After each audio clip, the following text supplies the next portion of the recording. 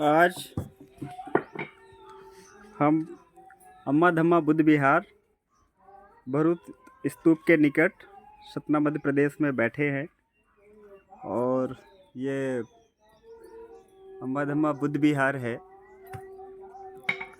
और हमें सबसे बड़ी बात, गर्व की बात जो है कि मुंबई से सागर कामले सर चल कर के मीलों दूर सफ़र करने के बाद भरूच स्तूप की जो खोई हुई विरासत है उसको रूबरू अनुभव जो है साझा करेंगे हमारे साथ। और पूजनीय भंते करुणाशील अनंत बंदामी भंते जी सभ्यता और हमारे साथ मनोज सर हैं।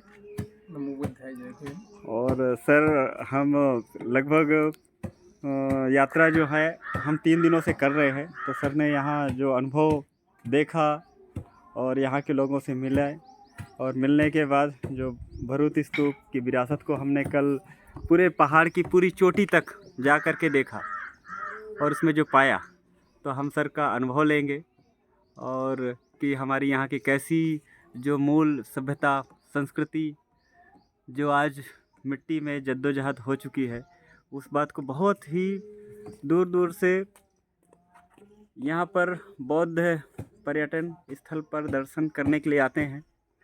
और अनुभव करने के बाद वो सभी अपना अपना अनुभव बहुत ही पीड़ा दुखद बताते हैं। सर का कैसा अनुभव रहा, इसको कैसे पुनरुत्थान किया जाए, यहाँ धम्म का प्रशिक्षण शिक्षा कैसे किया जाए, इस पर सर का अनुभव और यहाँ के बारे में बात करेंगे। तो सर सबसे पहले आपका स्वागत है सर, और आज की अम्मा धम्मा बुद्ध विहार में, और आपका अनुभव लेने के लिए बहुत बहुत साधुवाद सर। सबसे पहले महाकरुणी तथागत भगवान बुद्ध, प्रियदर्शी चक्रवर्ती सम्राट अशोक, महामानव विश्वरत्न बोधिसत्व डॉक्टर बाबा साहब अम्बेडकर और जिन जिन महापुरुषों ने मानव जाति के उत्थान के लिए अपना सर्वोपरि योगदान दिया है, त्याग दिया है, उनके कार्यों को मेरा उनकी स्मृति को, उनके कार्यों को मेरा नमन। और आदरणीय पूज्य भंते जी, करुणाशील आनंद जी, इनको भी हमारा नमन। और सभी समन आप सभी को जय भीम, नमो बुद्धाय। तो हम आए थे सतना में, तो हमारा परिचय पहले आदरणीय नारायण प्रसाद सर से नहीं था, लेकिन आदरणीय हमारे महाराष्ट्र राज्य के श्रद्धावान उपासक, श्रद्धा संपन्न उपासक रमेश खटके साहब, उनके माध्यम से हमारा सर से परिचय हुआ। एक बार यूं ही बात करते हुए, अगर हमारी बात रखते समय सर का और हमारा परिचय हुआ। उसके बाद खटके साहब के माध्यम से हमने आगे जो है बात बढ़ाई। तो हम इस क्षेत्र में आने ही वाले थे, बस मौका नहीं मिल रहा था। लेकिन हमारा इस मार्ग से आगे जाने का प्रयोजन था। तो उससे 2 दिन पहले हमने आदरणीय नारायण प्रसाद साहब से बात की और हमने कहा कि हम उस क्षेत्र में आने वाले हैं। तो साहब जो है वो छत्तीसगढ़ में रहते हैं और छत्तीसगढ़ में हम आने वाले हैं। इस बात को जानकर वे बहुत ही ज़्यादा उत्साहित हुए, आनंदित हुए और उन्होंने हमारे लिए 3 दिन का समय निकाला और उन्होंने 3 दिन की छुट्टी निकाली और 3 दिन की छुट्टी निकाल कर वे यहाँ पर आए सतना में। तो सतना में आकर इन्होंने यहाँ पर सतना में, मतलब यहाँ पर इनके गांव में, हम इस गांव में किस प्रकार से धम्म का कार्य चलता है, किस प्रकार से लोगों की मानसिकता है धम्म के प्रति, तो वे सब बातें हमने देखी, वे जानी, वे समझी। उसके बाद यहाँ पर इस क्षेत्र में धम्म का कार्य कैसे कर सकते हैं, वे भी हमने जाना कि किस प्रकार से यहाँ इस भूमि से हम जो है धम्म का जो कारवा है, वे जैसे प्राचीन काल में जो सतना का जो यहाँ का भरूच का जो स्तूप है, जहाँ पर प्राचीन काल में समन परंपरा पनपा करती थी और प्राचीन काल में यहाँ पर समनों ने यहाँ के हज़ारों लाखों लोगों को दुख से मुक्त कराया है। उस भूमि में हम फिर से यहाँ पर लोगों को जो है एक नया संदेश दे सकते हैं और इस भूमि में हम फिर से, इसी भूमि से हम परिवर्तन जो है इस क्षेत्र में, इसके इर्द गिर्द वे ला सकते हैं। तो सतना यहाँ पर हम गए थे। सतना का जो महान स्तूप है हमने इससे पहले भी देखा था, लेकिन इस स्तूप के पीछे भी कई सारे टीले हैं। उन टीलों का परीक्षण अभी तक नहीं हुआ या फिर उनका परीक्षण जो है वे नहीं किया गया। यहाँ की सरकारें जो है, जैसे ये जो बरहूत का जो स्तूप है, ये सेंट्रल गवर्नमेंट के अंडर में आता है, एएसआई के दायरे में आता है। तो एएसआई जो है पिछले आज़ादी के बाद से अब तक उनका जो रुतबा रहा है बौद्ध स्थलों के प्रति, तो वे असहजनक रहा है। मतलब उन्होंने जिस तरह से इन स्मारकों की ओर उन्हें ध्यान देना था, उस तरीके से उन्होंने ध्यान नहीं दिया। मतलब यहाँ पर हम देख पाते हैं, सांची हो या फिर अमरावती हो या फिर सन्नति हो, यहाँ पर जो स्तूप है, बड़े बड़े महास्तूप जिसे हम कहते हैं, जिसको सुसज्जित किया गया था रेलिंग से, तोरण द्वार से, और वे एक महान स्तूप है। उन महान स्तूपों के इर्द गिर्द कई सारे छोटे मोटे अन्य स्तूप, ओटिव स्तूप हुए, मनोती स्तूप जिसे कहते हैं, वे स्तूप हुए, और विहारों के जो ढांचे हैं वे हमें इन 3 जगहों पर दिखाई देते हैं। लेकिन सतना यहाँ पर एक ही जो टीला है उसका उत्खनन कर वहाँ से जो अवशेष जो है, वहाँ का जो रेलिंग्स पैनल है, वो इंडियन म्यूज़ियम कलकत्ता में रखा गया, और उसके बाद से वहाँ पर किसी भी प्रकार का संशोधन नहीं हुआ या फिर इसके बाद से वहाँ पर कोई भी कार्य नहीं किया गया। तो इस बात का बहुत ही दुख होता है कि यहाँ पर इन लोगों को, ये लोग जो है, मतलब अभी हम देख पाते हैं आधुनिक ज़माने में यहाँ पर हमारी जब विरासत सामने आती है तब हमें पता चलता है कि हमारा जो बीता हुआ जो गौरव ये है, अतीत जो है, कितना गौरवान्वित था। तो हम गौरव महसूस करते हैं। लेकिन ये हम सतना के ये जो लोग हैं, जिस भूमि से आते हैं, उन्हें गौरव करने वाली जो चीज़ें उनके पास थी आज उनके पास नहीं है। तो यहाँ पर इस क्षेत्र में हमें जो बरहूत जो बौद्ध स्तूप है, इस बरहूत के स्तूप को लेकर हमें आगे के लिए बहुत सारी योजनाएं जो है वे बनानी पड़ेगी, और बरहूत स्तूप को लेकर ही हम यहाँ पर से लोगों को प्रशिक्षित कर सकते हैं। अगर बरहूत स्तूप के यहाँ पर और उत्खनन कराया जाए और वहाँ पर से स्मारक या स्तूप सामने आएंगे, तो यहाँ पर हम एक बौद्ध केंद्र बना सकते हैं, बौद्ध धर्म का एक प्रशिक्षण केंद्र बना सकते हैं, और यहाँ से जो है लोगों को जागृत कर सकते हैं। इससे हम जो बुद्धिस्ट सर्किट है, बुद्धिस्ट सर्किट से इसको जोड़ सकते हैं, ताकि यहाँ पर जो लोग जो है पूरे दुनिया भर में रिसर्च वर्क होता है बरहूत स्तूप का, तो वो जो रिसर्च वर्क करने के लिए जो वेस्टर्न कल्चर वाले लोग आते हैं, तो वो जाते हैं कलकत्ता, इंडियन म्यूज़ियम जाते हैं, और वहाँ पर जो रेलिंग्स यहाँ से उठाई गई है सिर्फ वे उसका अध्ययन करते हैं, ना कि वो जिस मुख्य स्थली से ये जो अवशेष उठाए गए हैं उस स्थली की ओर वो नहीं आते। अगर वही अवशेष यहाँ पर होते, इस क्षेत्र में होते, तो आज इस क्षेत्र की महत्ता जो है वे अधिक बढ़ जाती, और इस क्षेत्र में जो हम धम्म का कार्य कर रहे हैं, हम सब लोग लगे हुए हैं, तो ये कार्य जो है अधिक उन्नति से और अधिक गति से जो है हम कर पाते हैं, और अधिक गति से लोग जो है इससे जुड़ पाते हैं। तो यहाँ पर इसकी तरफ हमें ध्यान देना होगा, बरहूत स्तूप की तरफ हमें ध्यान देना होगा। बरहूत स्तूप को केंद्र में रखकर हमें जो है इस क्षेत्र में जो ये सब जो लगे हुए हैं, नारायण प्रसाद सर या यहाँ के जो अन्य, यहाँ इस क्षेत्र में 3 भंते जी है, तो ये सब जो लगे हुए हैं, तो इनकी जो मेहनत है कब यशस्वी होगी, वो पूर्ण होगी जब हम ये बरहूत स्तूप को एक सही से न्याय दे पाएंगे, और यहाँ पर एक बुद्धिस्ट सर्किट खड़े करने में हम सक्षम हो जाएंगे, तभी कहीं तो यहाँ से परिवर्तन होगा, अन्यथा हम परिवर्तन जो है वे नहीं कर पाएंगे। तो हमने देखा है यहाँ पर इन सब चीज़ों को जाना समझा, तो यहाँ पर एक प्रशिक्षण केंद्र की आवश्यकता है, जो कि लोगों को अपने विरासत के प्रति प्रशिक्षित करे। समन होने के हम समन कौन थे, हम समन कैसे थे, और हम समनों को क्या करना चाहिए, इस बात की लोगों को जानकारी पहुंचानी ज़रूरी है, उसके बारे में प्रशिक्षित करना ज़रूरी है। उसके लिए यहाँ पर एक धम्म का अध्ययन केंद्र, एक प्रशिक्षण केंद्र, एक समन केंद्र जो बनना है वे ज़रूरी है। अगर समन केंद्र यहाँ पर बनेगा तो यहाँ पर से एक उछाल जो है, एक उबाल जो है सतना में से आएगा, क्योंकि यहाँ पर जो ज़्यादातर आबादी जो है वे हमारे बहुजनों की है। तो यहाँ से हम बहुजनों का हित साध सकते हैं, और यहाँ से हम जो है एक अच्छा कार्य जो है वे कर सकते हैं।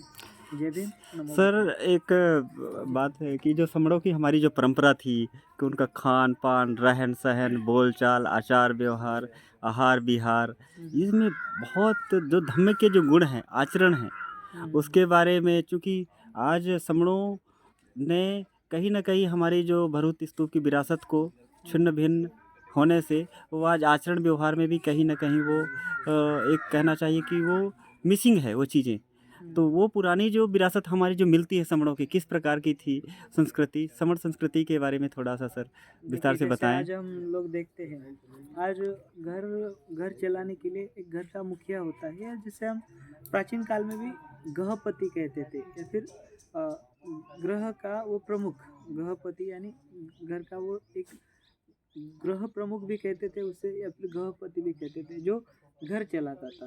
वो और उस समय पर जो घर चलाने वाले थे हमारे प्राचीन भारत में हम देखते हैं, तो एक फीमेल हुआ करती थी। हमारी भारत की जो सभ्यता है शुरुआती, वे मातृसत्ताक पद्धति हुआ करती थी, यानी उस समय पर की जो महिलाएं हैं, वे महिलाएं शासन किया करती थी, वे महिलाएं जो है वे घर चलाया करती थी।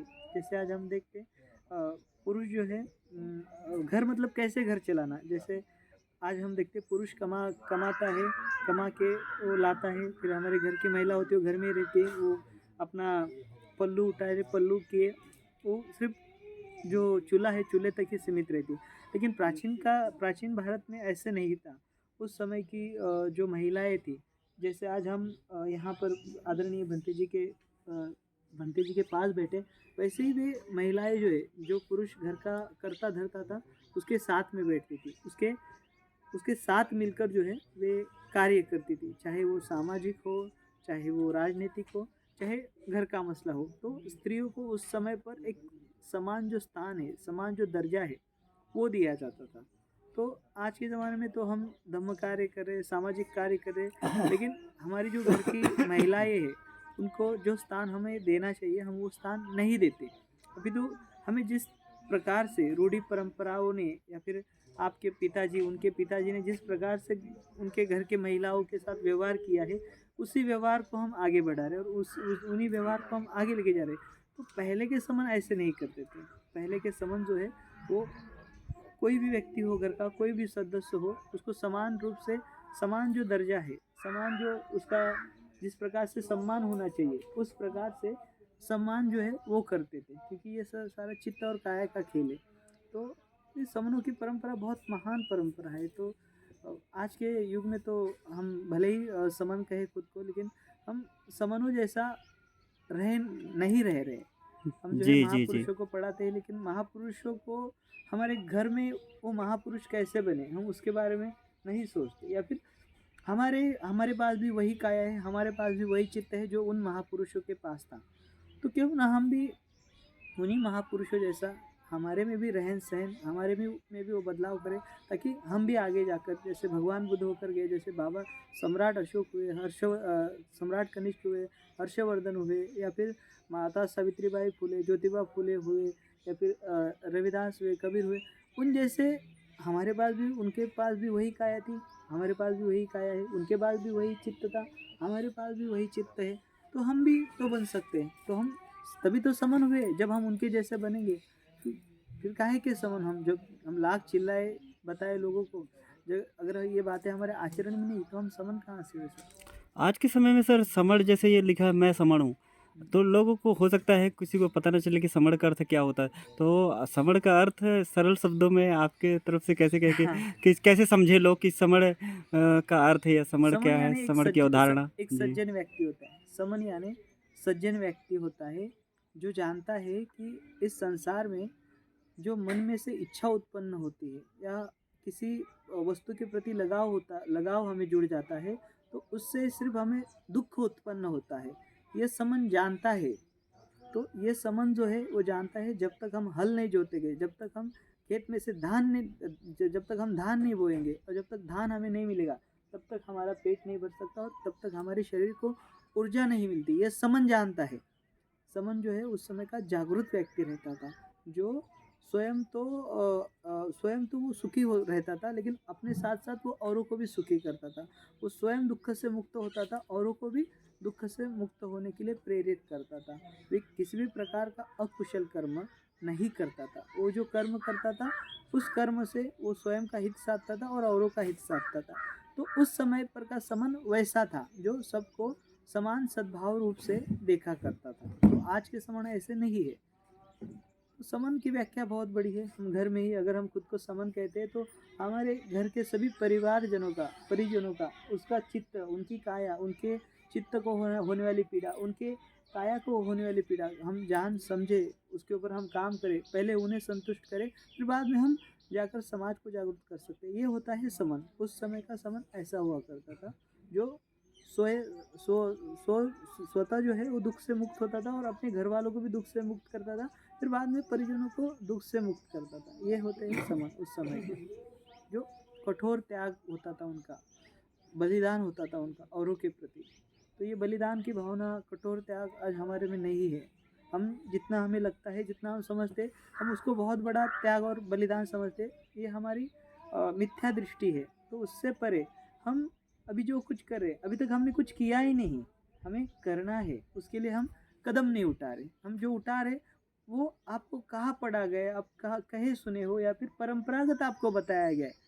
आप परंपरागत आई हुई चीज़ों को आगे लेके जा रहे हो, ना कि आप समन हो या फिर समन जैसा बर्ताव कर रहे हो। जब आप समन हो तो आप खुद के हित के साथ, खुद के काया को जिस प्रकार की वस्तुएं लगती है, खुद के चित्त को जिस प्रकार की ज़रूरतें पड़ती है, उस प्रकार की ज़रूरतें हमारे आसपास बैठे हमारे परिजनों को, हमारे घर वालों को भी वही जो चीज़ें हैं वो मिले। जब हम ये सोचेंगे तो हम पूर्ण रूप से समन होंगे, तब तक हम समन नहीं होंगे। जैसे आज हमारे पास गाड़ी है, हमारे कोई भाई है गरीब है, उसके प्रति हमारी मैत्री होनी चाहिए। जो आप गाड़ी को मत दिखाइएगा, उसके प्रति मैत्री होनी चाहिए हमारे, कि भाई मैं अगर इस स्थान पे हूँ तो जो मेरा भाई है, जो तकलीफ़ में है, वो चाहे कैसे भी हो, वैर से हो या फिर वो टूटा हो, उसे भी वह स्थान मिलना चाहिए, उसे भी वे जीवन मिलना चाहिए जो हम जी रहे हैं। तो ये समन समन की बात है। ये समन कहता है। समन जो है भेद नहीं रखता। समन जो होता है अभेद होता है, उसमें किसी भी प्रकार का भेद उत्पन्न नहीं होता, वह समन होता है। समन जो है वो बांटता नहीं, समन है वो जोड़ता है। ये आज के समन हम देखते हैं, एक दूसरे को बांटते हैं, कटुता होती है वाणी में, हम शब्दों से, हमारे आचरण से हम लोगों को अपने से दूर करते हैं, वैर भाव उत्पन्न होता है। तो समन जो है वैर भाव से अलिप्त होते थे, उनमें किसी भी प्रकार का वैर नहीं होता था। आज हमें वैर बहुत है। हम देखते हैं घर में ही किसी भाई की, किसी परिजन की, हमें उसकी बात खटक जाए तो हम उसको दूर कर देते या फिर उससे हम चिड़चिड़ा जाते हैं। तो ये समन ऐसे उस समय पर नहीं करते थे। समन बहुत करुणामय थे, तो बहुत करुणा करते थे एक दूसरे के ऊपर, अपने परिवारजनों के ऊपर, सबको साथ में लेकर चलते थे। उसके साथ साथ पूरे समाज को परिवार समझते थे उस समय के जो समन है वो। तो ये भावना तो आज के लोगों में नहीं है, और ये जो चित्त की धारणा है ये आज के समनों में नहीं है, जो पहले के समनों में जी थी। बिल्कुल सही कहा सर। जो दो शब्द आपने कहा है कि काया, किसी के जो शरीर को कष्ट ना पहुँचे, हाँ, और किसी के जो मन, जो चित्त है उसको दुख ना पहुँचे। हाँ और ये दो ही बात यदि समझ ले कि काया, हमारे पास तो सिर्फ काया है, जी और काया एक दिन नष्ट ही होना है। जी और जो चित्त है, जी चित्त तो कहना चाहिए कि भगवान तथागत बुद्ध का जो पूरा संदेश है वो जी चित्त में ही है। और उस चित्त को जगाने के लिए ही हमेशा वो प्रशिक्षण करने की, जी और उनकी हाँ, पूरी शिक्षा उसी पर ही कहना आधारित चाहिए आधारित है। जी तो बहुत बहुत साधु सर। और हमारे साथ मनोज सर हैं। तो तो तो बहुत बहुत साधुवाद कि सर ने यहाँ पर हमें वो पुरातन जो हमारे समणों की जो परंपरा थी और वो अपनी जो बात रखी, तो उससे निश्चित है जो दर्शक भी सुनेंगे तो समण अपनी परंपराओं को पुनर्जीवित करने के लिए उनको मार्गदर्शन मिलेगा। जी और बहुत बहुत साधुवाद सर। जी और इस हमें बहुत अच्छा लगा। इस हम नारायण प्रसाद सर ने हमें इस गांव में बुलाया, इनके घर वालों से मिलाया, परिजनों से मिलाया। सब जो है बहुत श्रद्धालु है, सब धर्म के प्रति बहुत आस्था रखते हैं, और साथ ही साथ सभी लोग जो है वे यहाँ पर धर्म के लिए जो कार्य कर सकते वे करने में लगे हुए, सभी श्रद्धावान है। और इन सभी का भगवान बुद्ध के धर्म से कल्याण हो, मंगल हो, और इनकी उन्नति होती रहे, और ये दुख से मुक्त हो, या फिर इन्हें दुख से मुक्त होने के लिए सही राह मिले। हम ये मंगल कामना करते हैं, मंगलमय सदिच्छा आपको देते हैं।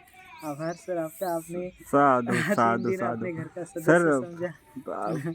मैं सर, जो धम्म पद है, धम्म पद में जो सूत्र हैं जी तो एक सूत्र हमेशा हम सर के बोधिसत्व चैनल में सुनते हैं और वो हमेशा उच्चारित करते हैं। वो सर एक बार उच्चारित करें तो अच्छा होगा और ये देखिए उसका अर्थ भी ये समनों कि का ही है जी जी जी एक्चुअली। जी जी समन जो है, तो समन कैसे होते थे, जैसे अगर हम भगवान बुद्ध के हम खुद को उपासक कहते हैं, तो भगवान बुद्ध के उपासक कैसे होते हैं, वो दरअसल वो कैसे होनी चाहिए, वो हम वही बोलते हैं। उसका जो है ये जो सुत है, सुप्प बुद्धं पबुज्जन्ति सदा गौतमा सावका एसंग दिवाचरत्तो च नित्यं बुद्धगता सति। जो भगवान बुद्ध के श्रावक होते हैं वे सदैव हर समय हर परिस्थिति में जागृत होते हैं। मतलब कोई भी परिस्थिति आ जाए, किसी भी कठिन परिस्थिति में हो, वे जागरूक होते हैं। वे गलत को गलत कहते हैं और सही को सही कहते हैं। तो ये भगवान बुद्ध के वही श्रावक है जो सदैव हर समय हर क्षण प्रतिक्षण वे जागरूक होते हैं। वो भगवान बुद्ध के सच्चे श्रावक होते हैं। तो हम यही कहते हैं कि हम जो कुछ भी बताएं, जो कुछ भी हम करें, हमारे काया से, हमारी वाचा से, हमारे चित्त से, तो हम भगवान बुद्ध के श्रावक हैं। तो हम वो सारी चीज़ें हम जागरूक अवस्था में करते हैं। हम जागरूक रहकर जागरूक अवस्था में बात करते हैं, जागरूक अवस्था में समझाते हैं, जागरूक अवस्था में कर्म करते हैं। तो ये जागरूक अवस्था में हमें करना होगा। ये समनों की पहचान है। बिल्कुल मनसा वाचा कर्मणा हाँ विमल विनीत यस, विशुद्ध होना चाहिए। समन जागरूक होते जी हैं, समनों को जागरूक अवस्था में चलना है। जी जी जी बहुत बहुत साधुवाद सर, जी सर। बहुत बहुत साधुवाद मनोज सर को भी, भंते पूजनीय भंते करुणाशिलानंद जी को मनामी सभ्यता।